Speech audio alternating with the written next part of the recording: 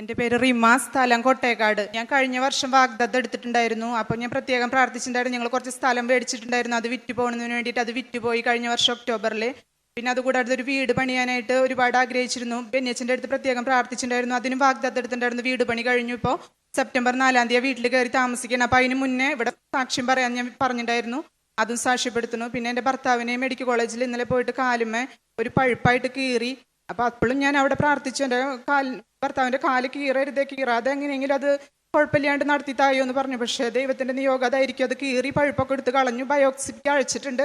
അതിനൊന്നും പ്രത്യേകം കുഴപ്പമില്ലാണ്ടിരിക്കാൻ ഗാഗുൽത്താ അതിൻ്റെ പ്രത്യേക അനുഗ്രഹത്തിന് വേണ്ടി ഞാൻ പ്രത്യേകം പ്രാർത്ഥിക്കുന്നു.